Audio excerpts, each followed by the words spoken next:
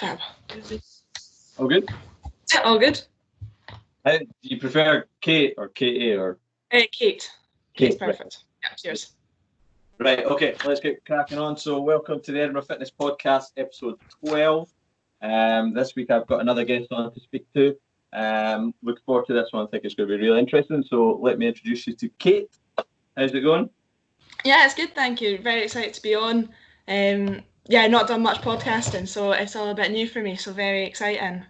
Yeah, I found kind of a lot of people I've interviewed, it's kind of new, and I remember the first couple myself, I was a bit like, it takes a bit of time getting used to it, but then it's recording conversations that PTs have every day and stuff like that. So I think once you get going, it's definitely a lot more enjoyable than worrying about trying to put content out on social that engage with people. So as always, I just get the guests just to give a wee background about who they are. So if you just want to give a wee brief background of who you are and what you're all about and all that kind of stuff. Yeah, of course. So my name's Kate Taylor. I previously ran a company called Limitless Health and Fitness. I was doing that for about a year, and then I've recently rebranded to Kate Taylor Personal Training. I just wanted to work under my own name a little bit and just really emphasise that what I'm putting out is my own content and it's all me, kind of my opinions and my beliefs behind it. I think it allows me to stick to my morals a little bit more and really go behind that kind of thing, because I would say that I'm not your typical personal trainer in terms of going for weight loss, and I really focus on the all-round health instead of just the number on the scale and things like that, and that's the message I'm really kind of putting out there.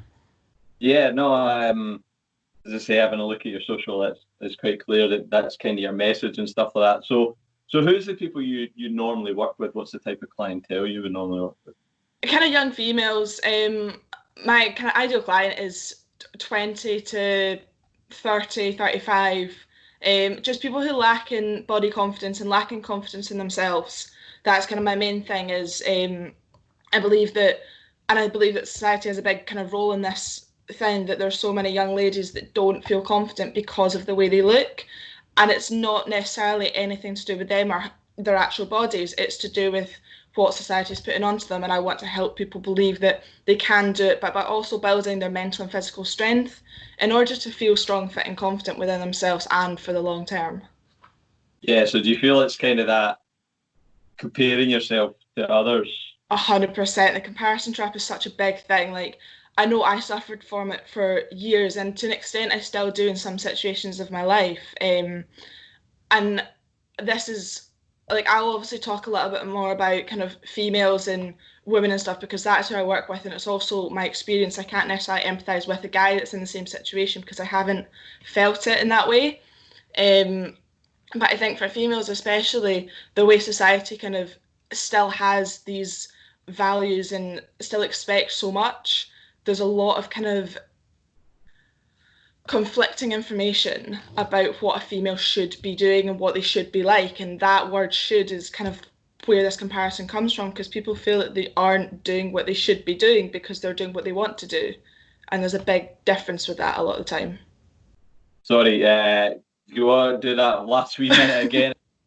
So you were obviously speaking about females and the kind of conflicting information and all that kind of stuff. So just kind of summarise what you were just saying there, sorry. Yeah, no worries. Just saying that there's a lot of information out there that kind of makes females think that they should be doing something, like, especially as you get slightly older, maybe kind of like 30, 35, you're getting told that you should start to be thinking about a family and a mother, and that should be your role. But then you're also being told that you should go out and have a job and be a successful career or businesswoman, and there's those two conflicting things that don't necessarily match up, and there's a lot for females to take in, and I think that comes back into our body because we don't know whether we should be strong or we should be that kind of like weak female part of the family. And there's a lot going on with that, so it's just about kind of helping people realise what they actually want as well. Yeah, I think that's quite common. It's that kind of grass is always greener effect, isn't it? People are always thinking they should be reaching for more and they should be everything, but it's kind of starting on one thing and building up from there. So what you kind of said there, it's very similar to guys as well. I mean, a lot of guys will compare themselves, and like you say, you can only speak by your own experiences, so it's difficult. But speaking here as a guy, I can say it's just guys are the exact same way. They'll compare themselves and everything they do. And without being sexist, guys could almost be worse because they have that stupid testosterone thing where they think they need to be the alpha dog in the room. And that can be just as conflicting as like you say, females competing against each other. Yeah. So you said you're very much big on health, and one of the things you spoke about was health at every size. Do you want to kind of elaborate on that a wee bit more? Of course. So health at every size, it's kind of a general term. It's called the health at every size movement. And like you can Google it. It's mainly kind of over in America that there's more kind of big companies and stuff that are really latching onto it, but it's definitely something in the UK that's picking up more. Basically what it is it's to highlight that the size of a person does not correlate directly to their health. And I think this is something that a lot of people really, really don't understand because of things like BMI and because of the way that larger people are stigmatized. They think that because they've got a bigger body, they have to be more unhealthy. But movement and health, it doesn't directly correlate in that sense. And it's just about increasing respect and awareness for body diversity. It's about challenging assumptions about health and size. And it's also just about helping those who are larger see themselves in a more compassionate light and allow others to be more compassionate towards them as well, instead of just assuming that because they're larger, they're not capable. Because you've got people that are twice or triple the size of me that can run a marathon, and I can't run a marathon. So who am I to judge what someone can do and how healthy someone is because they're larger than me? That's not a fair way of doing things. Where would you see yourself with regards to somebody kind of was to say, but the obesity epidemic is on the rise and we're bigger than we've ever been before? What would be your kind of comeback to that? Well, the interesting thing about that is the obesity rates only started climbing when the obesity rates only started climbing when the diet market started expanding. So my argument would be that the diet culture has actually caused an unhealthy relationship with food, which is causing more obesity. And I'm not saying obesity is necessarily a bad thing, because I think it's very, very complex, and just people's size in general is different. We can't expect everyone to be a size, say for females, between a size 10 and a size 12, because the UK average is a size 16, yet everyone feels that they need to be smaller than that. And I don't think that's an obesity thing. I think that is, and I think there's a lot of research, and I'll happily reference anything at the end if people want me to, that diet culture is causing this obsession with food and this obsession with being smaller, and all it is really doing is causing the result of weight cycling, which basically results in people having more weight than they did at the beginning and more health implications. Yeah, that's an interesting one. So what would kind of be the steps you would look at if somebody came to you and says, "Oh, look, Kate, I'm looking to lose weight." What kind of things do you delve into them with them, and what kind of things are you trying to see in them and stuff like that? Yeah, so first thing I would kind of do is I'd obviously listen, I'd be compassionate to what they were saying in terms of completely understand that they would want to lose weight. I understand the reasons behind it. I went through years and years of calorie tracking and hating my body and wanting to constantly be skinnier, so I understand that mindset completely. But I would kind of challenge their assumption in a way of why they want to lose weight. So is it because they just want to fit into a smaller dress size? Is it because they're feeling like they're being discriminated against? Is it because they feel that they're not healthy? And a lot of time it's because people either feel that they need to be smaller to fit into an ideal, or it's because they feel that they're not healthy. And the easy one with health is you just explain that their size isn't necessarily relevant to their health, and we focus on the aspects of health that they want to improve. So if that's strength, if that's cardio, whatever it is, we can focus on that. If they naturally become and they create this healthy relationship with food and exercise, their body may change, it may get smaller. The chances are it probably will if they are at a point, at a weight that is above their set point. But my goal with all my clients, and I explain this really clearly, and all of them are completely on board and completely understand it because they understand the science behind it, is that we're trying to get to their set point weight. We're not trying to drop below that, because your set point weight is where you naturally should be at and where your body maximizes and works at the best kind of capacity it can. So dropping below that is going to cause you more health problems. Going above that is going to cause you more health problems as well. So it's about finding that balance. So how would you kind of go about measuring that kind of stuff? So I don't do scales. I don't do body composition measurements. The way I track my clients' progress is through a wellbeing tracker. It's basically they get it sent out every month, so we see month to month their differences. It tracks their physical health in terms of how they feel about it, and so do they feel their fitness is at a level that they want it to be? So it's more about how they feel than how their physical things. Obviously, if they want to track or they're training for a long distance run or they want to track their cardio fitness, we add them in. But my main thing is the wellbeing tracker. So it's the physical, the social, the emotional, and the mental state, because they are 4 pillars of well-being. You've obviously got another couple, but they're not ones that I focus on directly because they're more personal and will be more suited to, say, a therapist or a life coach, not a personal trainer. That's interesting. What if you were met with somebody and they kind of said to you, like, no, I want to get this weight, or I need to do this, and you kind of delve into it, and it's, that was when they were kind of at their most happiest, when they were a certain weight and stuff like that. What kind of things then do you work on with them? I just chat to them. We take, like, for most of them, if they're really, really set on losing weight and really focused on that scale, it depends kind of what they want. I'll either explain that this isn't something I necessarily work with, and I won't ask them to weigh themselves, I won't ask them for their weights. But if they want to continue weighing themselves, that is their choice. But I will not be tracking it with them or for them. More than happy if you want to stand on the scale and see that your number's going down as we're continuing on this program with this journey, then that's absolutely fine. But at the same time, I also make it very clear that the weight that you could be, especially for females, changes throughout the month, mainly because of your menstrual cycle and because of the way that your hormones work. So I have clients that work with me now who have been going really, really well. One of them tracks her weight consistently, and she's noticing a drop when we haven't focused on weight loss or anything else. We've just been focusing on these healthier habits in terms of exercising for enjoyment, exercising for that kind of feel-good factor, as cheesy as that may be.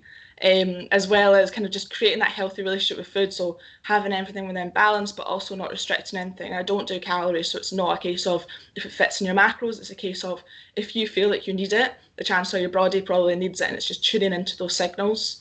But she was steadily dropping weight, and then I think she put on it might have been half a kilo or something, but it wasn't a significant amount, but it was enough that made her feel like she wasn't succeeding. But the fact was, it was at that stage of a menstrual cycle where everything is up. And trying to explain that and explain the weight isn't actually relevant, as well as the fact that she's been doing strength workouts, which means she's been putting on muscle, as well as obviously being in a slight deficit. So she's losing fat in that way. But the whole weight thing doesn't necessarily isn't relative to how fit you are or what stress size you may be. And that's what we were chatting about. And she basically just turned and said, I don't want to weigh myself anymore because it doesn't help. And I think most of my clients get that way as well. The ones that are really set on being a certain weight, the ones that aren't, and the ones that really want to keep weighing themselves, if after so long they're still not feeling like they want to get rid of the scales, then it's fine. Again, it's their choice, but it's not something that I'll focus on with them. It's not something I'll ever be like I would never point at someone and be like, why have you not lost so much amount of weight? Which I think there's a lot of kind of stigma around whether PTs do that or not. I don't know any PTs that would, but I also know that there are PTs out there that are very strict to be like, you will lose 10 pounds or whatever it is, and I just wouldn't focus on that. Yeah, I think it's PTs need to have a kind of open mind, don't they? And they need to be able to kind of adapt to clientele because everyone's different, and it's the ones that are kind of so set in their own way are the ones that usually hit stumbling blocks, because like you say, it's like there's so much more to weight loss or whatever than simply just the weight on the scales and stuff. The other kind of thing there, I think, speaking from a guy looking in, I think menstrual cycles and that is something that female PTs can definitely educate more people on, because like you say, it has a massive impact on weight throughout the month and stuff like that. And I know from a guy's standpoint, it can be difficult to talk about because they've never experienced it.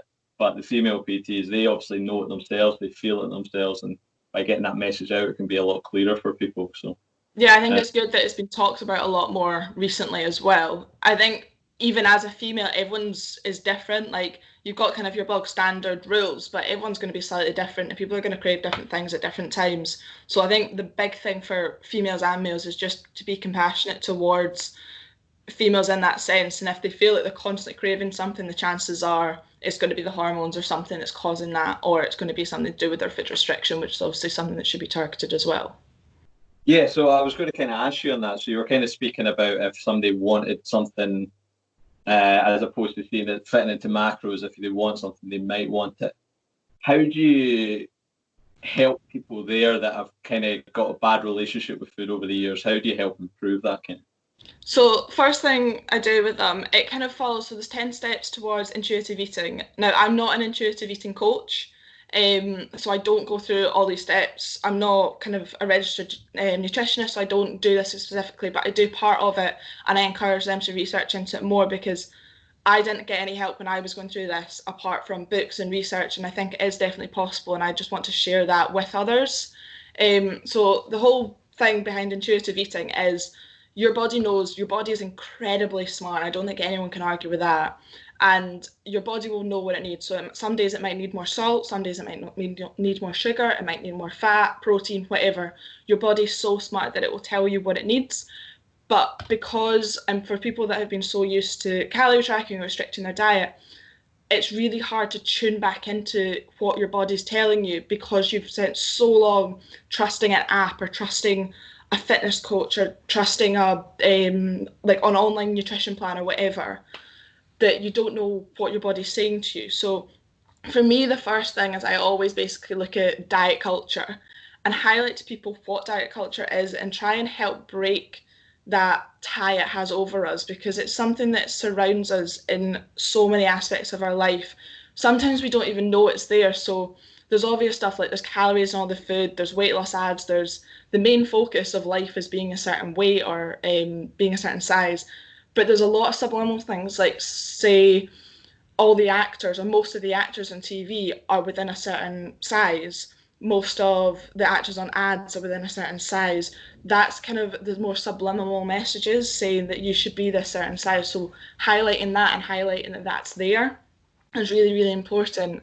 So that's kind of always the first step. And one of the exercises I sometimes use is there's this way that you can basically show that the fit woman isn't necessarily an average size or anything like that, because when you Google fit women, it comes up with women that are size 4 to 8, which is well below the UK average. It's also, most of them are in quite sexualized clothing or quite sexualized positions, and it's basically showing that that isn't necessarily reality. So just highlighting that what their ideal may be, and this kind of helps with the comparison thing as well, just takes that away. So that's always stage one, is just helping to identify diet culture and that it doesn't need to rule your life anymore. After that, we then look at, there's different ways of doing it. I quite often use something called a hunger fullness scale, and all it does is it's rating your hunger from 1 to 10. I only ever do this for 4 to 6 weeks where I really get them to focus on it, and all that is just tuning back into your body. The basics of it is when you are at 0, you are literally starving, you need food, and you would eat your best friend if they were there, kind of thing. If you're at 10, it means you're so full you may as well roll home. And I always want my clients to be somewhere between a 3 and a 7. So when they're at a 3, that's when they eat, even if it's just a quick snack that's just going to keep them going, put them back up to a 5 until they've got time for a full meal. Or if they have a full meal, pop themselves up to a 7, and then they'll naturally just deplete back down to a 3 when they need to. And it's just tuning about back into that. And all my clients that have used it have said it has been an absolute game changer, because they now realise that they don't need to eat at breakfast, lunch and dinner. They don't need to have these massive meals. They just eat when they're hungry, and they're tuning back into those systems. And to be honest, I think the COVID lockdown and working from home has actually been really beneficial on this side of things, because people now don't have to have breaks at work and eat during those certain breaks. They can just tune back into their system and understand how much food they actually need in a day and how much is comfortable. And your body's so smart that it will tell you. So that's always kind of stage 2 with it, or normally about stage 2 with it. And then after that, it's just about kind of taking away that scale and really helping them understand what their cravings mean. So if they're constantly craving chocolate and they constantly then try and be like, oh, I just need sugar, so I'll have an apple or I'll have a banana, and then they end up eating it all and then they still have the chocolate at the end.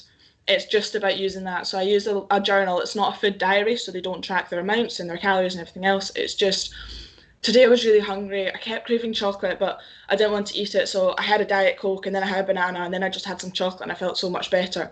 Maybe next time I crave chocolate, I'll just have a little bit of chocolate. And it's just about kind of helping them learn in that sense of thing and tuning more into the way their body works and the way that they feel emotionally than it is about focusing on the numbers and the calories and everything else, because it will for a while feel like you're binging a lot or you're overeating a lot, but that's just your body basically going like, oh my god, we get access to all this food, this is great. And then eventually it's like, I don't want this food anymore, I just want to eat a salad, for example, and it will kind of tune itself out of it and it will be able to just balance all out in the long term. Yeah, it's interesting that. I think environment's quite a big thing, because I get what you're saying from where people have had restrictions and stuff like that, but I do think mindfulness eating, or mindlessness eating, sorry, has had a big impact on the environment. Yes, like restrictions and that will hold people back, but mindless eating will have a big impact, because, I mean, right now, if you phone a takeaway during lockdown, you're looking at like a 2-hour wait. So people are still buying this food and they're probably eating excessive food. And it's, like you say, it's learning to tune back in with your body, because there is a difference between, your proper hunger and just your kind of greed hunger, which a lot of people need to learn the difference. And that's what you say. The process you're speaking about is great. It might take a wee bit of time, like you say, that they're going to have to learn to get back in touch with their body, because a lot of the time people will snack when they're watching a movie or stuff like that, and then before they know it, they're eating X amount of calories without counting calories. And it ties into kind of the podcast I had with Kat, where we're speaking about habits and stuff like that. A lot of time people create the habits, and something like journaling can help identify the bad habit and how you can go about fixing it and stuff like that. The other thing is obviously, like, so we speak about, like, companies know highly palatable foods, they know what people want and they know what people will respond to, and something like chocolate will release a dopamine effect on the brain. It'll say you want chocolate, and apple, although it's sugar, apple isn't going to cover that dopamine effect. Exactly. So it's about identifying what you need and what you want, kind of thing, compared to just wanting it for the sake of wanting it, kind of thing. I think it's a hard one to explain a lot of time, because until someone's experienced it, it is really difficult, because you do have that fear that, oh my god, I'm just going to eat everything. I'm going to be having cake, pastries, sweets, everything that's sugary, and I wasn't allowed, or I wouldn't allow myself to have it all before. But it does genuinely just completely balance itself out, and that's not from my point of view with kind of more nutrition knowledge than kind of the average Joe, and it's not my point of view from like being quite a kind of a fit person, like to go to the gym and everything else. For me, it was very much like my relationship with food was horrific for a number of years, and it was a really, really scary time actually when I decided to go onto this intuitive eating journey, because I had no idea what to expect. I was reading books and all of them were just telling me just to trust it, and eventually I did, and it was just so freeing, and not having to think about constantly, what am I going to have for lunch, what am I going to have for dinner, oh my god, what if I eat more calories today, because your body is so smart that it will balance itself out, and it's just about trusting that your body knows what it wants, and just kind of tuning back into that thing. And it is a scary process a lot of the time, but having someone there to help you and support you through it makes a massive amount of difference. Yeah, I think it's understanding that you will fuck up. You know what I mean? Like, it's a very much an all or nothing approach that most of us live by. Is like, we feel like we have to do everything all in, kind of thing. And even if you go to the flip side and you go to that counting calories, which will work for people, some folk have to be all in on the calories, and if they go over, their world collapses. And like you say, your intuitive eating it's learning that there will be times where you want to eat something that isn't necessarily good for you. But if you get it right 80%, 90% of the time, then it's not going to have a negative impact, kind of thing. I mean, that's kind of, sorry, I was just going to say, and it's breaking away from that mindset of it doesn't have to be all or nothing. you need to find a process that works for you. So. Yeah, I remember when I was doing or starting the intuitive eating thing, there was a really good quote. I can't remember exactly, but it basically was saying that there is no way to fuck up because it's all about just learning about what you're doing. And if you learn something that doesn't work, all you've done is learn that that doesn't work. You've not messed up. It's just, oh, that doesn't work for me, so I won't try that. And I think that comes for so many aspects of our life in terms of our social connections as well as our fitness and our food and everything really is there is no definition of oh, I really messed up because all you've done is learn that that doesn't work. And I think that's a massive message for a lot of people to take on board with every part of your life. Yeah, definitely. I think that's something with the meditation and that I've kind of been speaking about. I've been doing that a lot more and kind of tuning in with it. And there was somebody that kind of really hit home in the meditation with me. There's a guy called Garrett J. White. And he was speaking about, like, people think meditation is just all your humming and your mantra and all that, and you're trying to block out everything in your brain. And he goes, my meditation helps me actually listen to the voice. Like, if something's going into my head, it's a message my body's trying to give me, whatever it is, business or fitness or whatever. And it's about taking away all the other shit and actually just listening to your body. And like you say, that intuitive eating to kind of get out of your own head and onto paper, you can then look back and go, all right, well, I always want a chocolate bar when I watch Who Wants to Be a Millionaire or something like that. And then it's understanding that and going, right, okay, so that's why I'm doing this. And how can I change this to a positive habit kind of thing. So, yeah. So how would you, what would you say to people that kind of go about counting calories and stuff like that? Because obviously you said you've done it yourself and you felt it had a negative impact. So. Yeah, I think there's a lot of people that feel that their life is controlled by calorie counting and making sure it fits in your macros. And like, I am a very type A person. I'm very all or nothing. And I'm well aware that my experience is not the same as everyone else's. And I do definitely come to people with that kind of compassionate point of view that I know how it feels to feel that your life is controlled by it. But I also understand that that's not everyone's experience with it. And some people, and I think for certain people, calorie counting may work for them. But I don't think it's a long-term solution. I don't think anyone would say that they want to be counting calories for their whole life.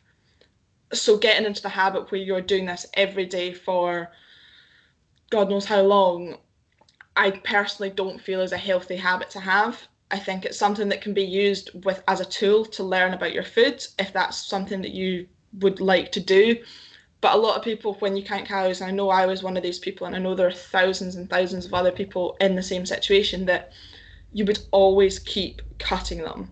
So I started off on I was a young athlete as well, to sports, both at a national level, and I was basically trying to restrict my calories to 2,000 calories a day, which was quite a bit less than what I was taking in.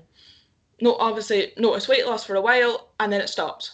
So I cut them again, still doing the same amount of exercise, and I cut them again, and I cut them again, and eventually I was down to 1,000 calories a day, which is pretty much an eating disorder. It was definitely disordered eating. It's never been diagnosed, and I'm not going to kind of go into huge amount of details about that, but I think that's the way calorie counting goes for, they say there's about 50% of the population who are more type A, which means there's more than 50% of the population who would experience something similar to that, where they get quite obsessive over it and they continue to keep cutting it until they get help or until they start to realise that that's not the way to go anymore. And for me, the way that it really kind of, I realised I had to stop was when I started to feel faint. And I started going to lectures and I was feeling faint because I'd got up and I trained that morning, but I hadn't wanted to eat because I knew I didn't have enough calories before my training. So instead of eating properly, I'd had an apple afterwards because that was sugar. But it wasn't enough, obviously, because I was on such a low calorie diet. And that was kind of my kick in the teeth, being like, you need to eat more because you're actually making yourself ill with this. And I was lean. I was never hugely skinny. I was a size 10, but that is below my set point now that I've kind of worked all that out. But for me, a size 10 was the average size, and that was the size it should be at no matter what. But actually, my body naturally sits somewhere between a 10 and a 14, like averaging out about a 12, but it changes. Yeah. And that doesn't mean that I need to be smaller or bigger. It just means that that's where I am. And I think a big part of this is when people calorie count, a lot of it is to do with intentional weight loss, which And you'll have probably heard this fact before. They say 95% of diets fail. That's a number that got brought out in 2013 and is very hit or miss, because obviously it was 2013, that was 7 years ago, and it could be massively different now, but my guess would somewhere between 80 and 95% of diets that fail. And it's not that the diet is failing, it is that the diet is failing, it's not that the person doing the diet is failing, because their body does not want to sit at this weight. My body did not want me to sit at, I can't remember what I was, I think I was about 55 kilos and a size 10, and that is not the weight my body should be at. I wasn't functioning properly. But these diets fail, and then the people that don't realise that their body shouldn't sit there and they put back on the weight, they think that they failed. Like, the effects it has on their mental health is massive, because they feel like a failure, as well as they're then, my experience is, risking disordered eating because of that. And this is kind of taken from a research paper all about weight cycling as well, and there's so many people that experience this, so it's not just my experience. This is a huge thing.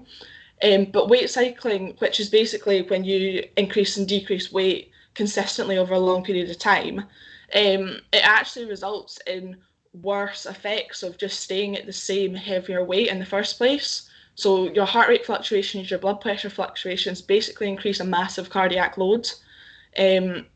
And the research says, I can't remember what it was a NCBI paper, saying that the risk of early death increases by 80% of those who weight cycle. However, those who are obese and stay obese at constant weight have a similar percentage to those who are at a BMI recognised as a healthy weight. And that's a massive thing that I think a lot of people don't understand, is once you're at a weight that may be considered by society as obese, but it doesn't mean it's obese for you, you're not necessarily any more unhealthy or at any more risk than someone who is at a healthy weight according to BMI. And I think it's just a massive misunderstanding, as well as just, there is a lot of research out there that says obesity causes X, Y, and Z, but a lot of time it is being over your set point weight that it causes X, Y, and Z. And it's just about becoming back into that state that you are at a healthy weight. If you're constantly trying to lose weight, all that's going to result in is your body not being able to function properly as well. And you're going to end up putting it back on. You feel like a failure. Everything about you just doesn't feel right. You feel frumpy. You feel lack of confidence, everything else. But if you keep putting weight back on after you lose it, the chances are you've lost too much.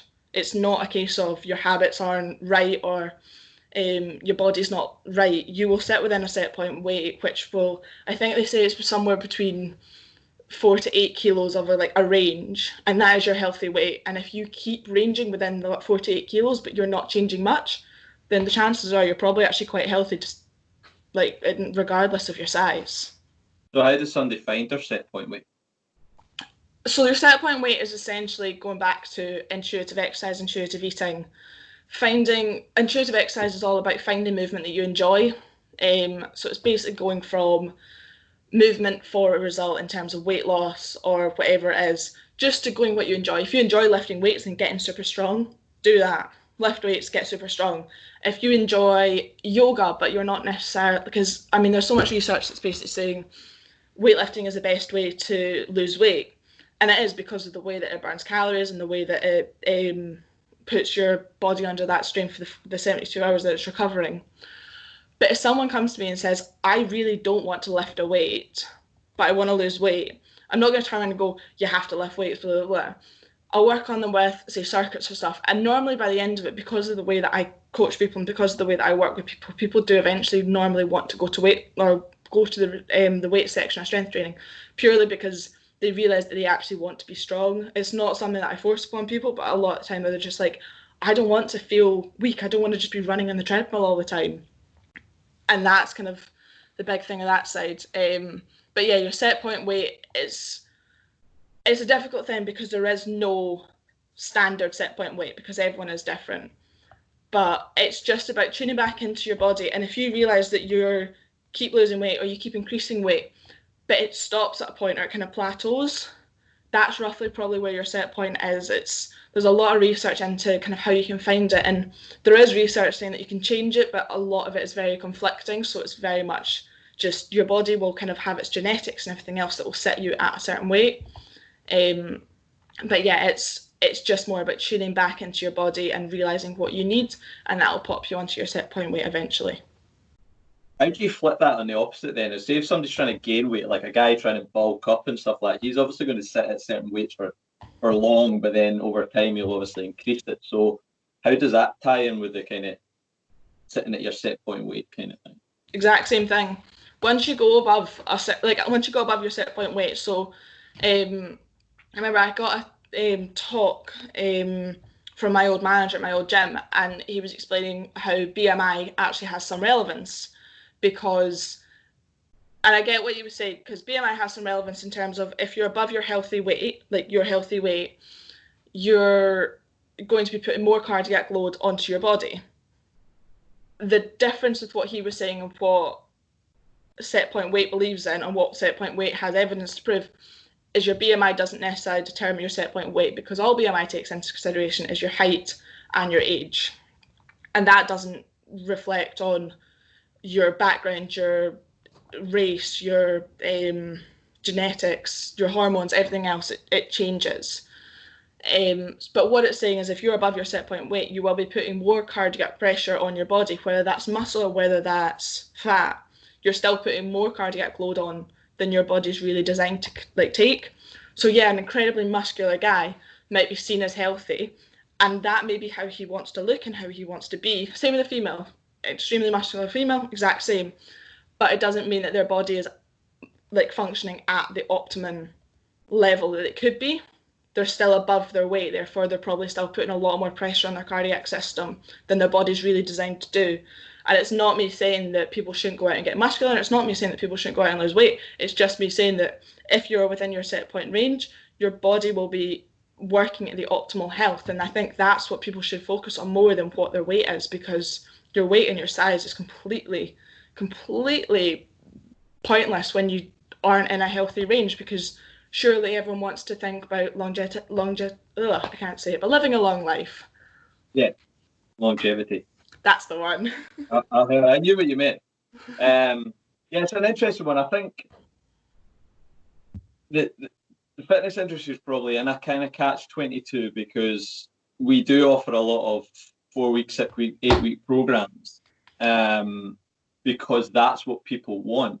But the problem is when the next day of the program, like if it's a 30-day program, day 31, the person just goes and reverts back to bad habits or whatever it was before, then they then look for the next program, they buy into it. So the fitness market is trying to sell to what the consumer wants, and what really needs to happen is the kind of mindset of society needs to change and adapt and stuff like that. I think personally the only good thing BMI really offers is it kind of gives you at a very quick glance a national perspective kind of thing. It's everyone is an individual, but you can kind of almost group sometimes with BMI. But like as you say, on an individual basis, you can't really. It doesn't really factor in enough things to gauge whether somebody's healthy or not.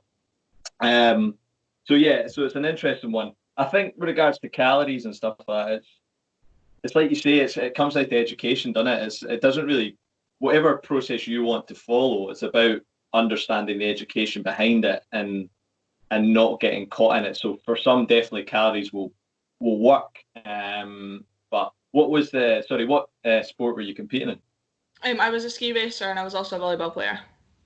Right. Okay. So your weight was kind of important in them as well, wasn't it? Because obviously you would need to be a good weight.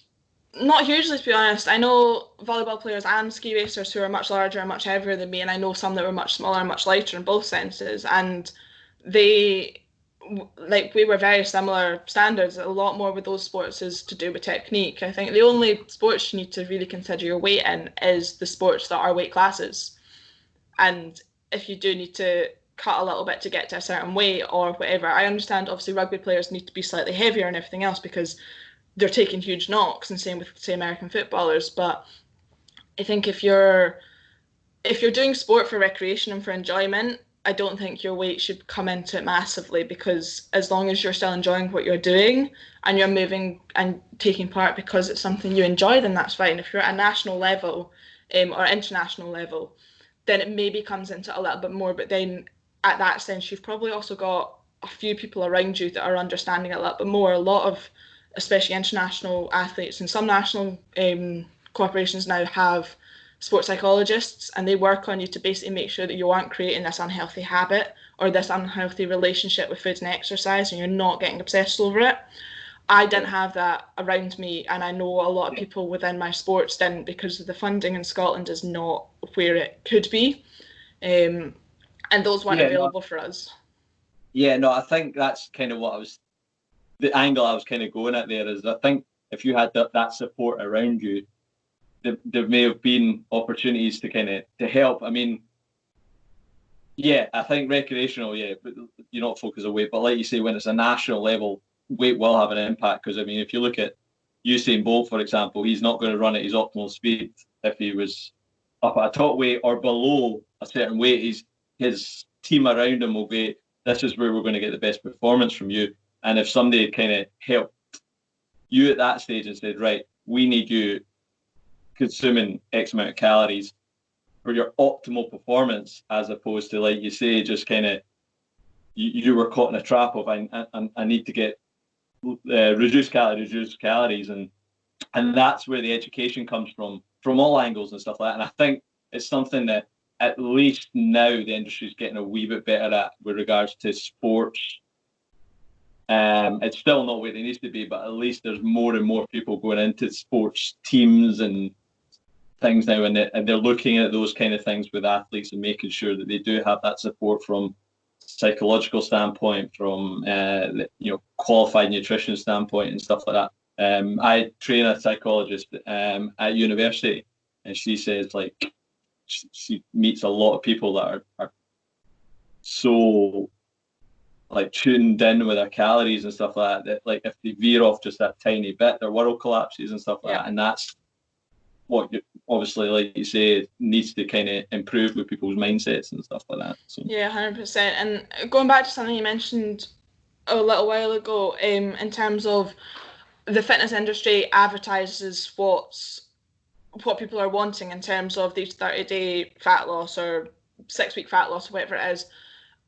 I did a post about this a couple of weeks ago, actually, and it's essentially comparing it to being a shark and being a fish. And it's basically saying that the fitness industry, and I wasn't necessarily referring to the fitness industry at the time, it was more referencing people who post really posed and edited photos that add to the body dysmorphia kind of thing. But as a fitness industry, I feel that we have a responsibility to try and make sure that we're not increasing these unhealthy relationships with food, and I'm sure you feel the same as well. But by putting up, say, a 30-day fat loss challenge, that's not a sustainable way of doing anything.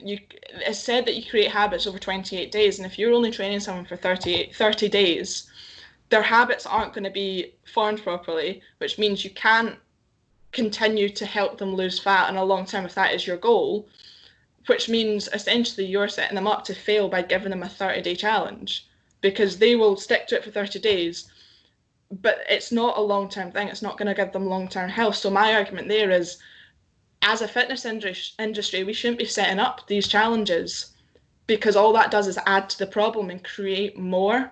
If we were to stop doing these challenges, people wouldn't buy them because they're not there. So people would have to then go, oh no, I do want to invest in a longer term thing where I am actually seeing a change, whether that's in their mindset or whether that's in their body, and whatever coach is taking them and what their role is and everything else. But the people that come to me are there for confidence and therefore obviously what I've talked about today. But my argument there is we shouldn't be setting up these unrealistic challenges, giving unrealistic expectations, because these aren't things that will last for life, because they don't when you're only with them for 30 days. I agree, but at the same time, like, I do a 30-day program, and the reason I do it is, like I say, because I know that people want, like, if I say come and work with me, but there's no time scale to it, people tend not to be as enticed in as if there's a time frame for it. But I think one of the important thing is, if Benny was in my 30-day program, they'll always say what I harp on about on day 31 is I'm there for the first 30 days to give you support, but these are things that will only give you not a short-term result. Well, yeah, a short-term result, but if you continue to do them on day 31 and beyond, then you'll be in a much better place. So some of the things that are in my 30-day habit is kind of habit building and stuff like that. It is a difficult one, but I think it's tough to say we have to stop it because, as I say, it's the society we're in right now is people want quick fixes, and that's a societal problem that we can impact, but it's a bigger picture, I think, and I think there's so many different avenues that need to change their mindset. I mean, you only need to look at fast food now and stuff like that. People want convenience in their lives, and it's just, I don't know how we fix it. And like you say, it's like, yes, we have a part to play, but I think society as a whole has a part to play, and there's so many different avenues that people need to just take a step back and breathe for a second and go, I don't need my pizza defrosted in a microwave in 2 minutes, or I don't need to get these things instantly. I can wait for them and stuff like that.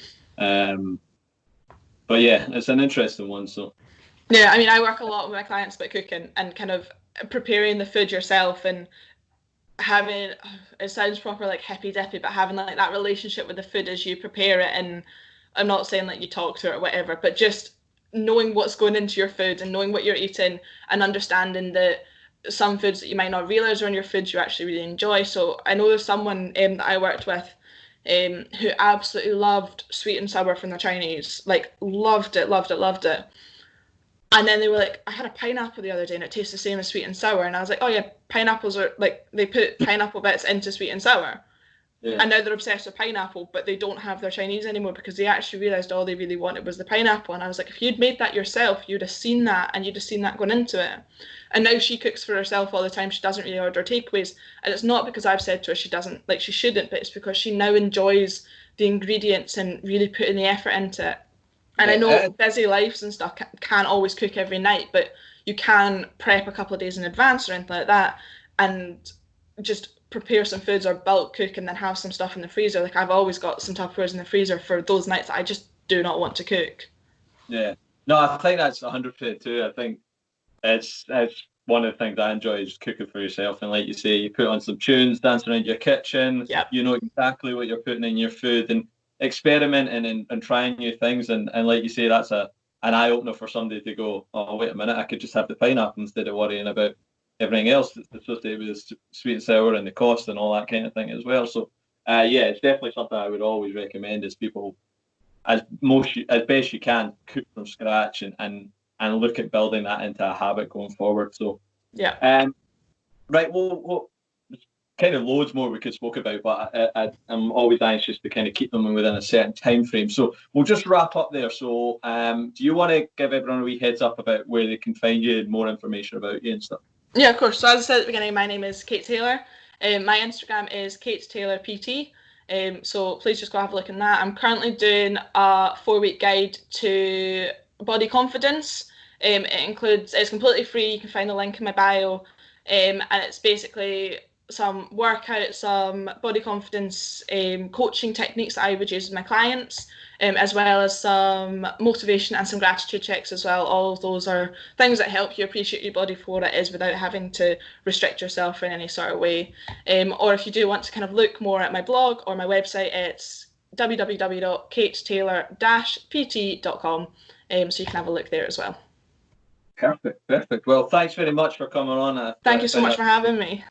Interesting. Guys, that's episode 12. As always, please like and share the episode. The more people listen to it, the better. Hope you enjoyed it, and I'll see you on episode 13.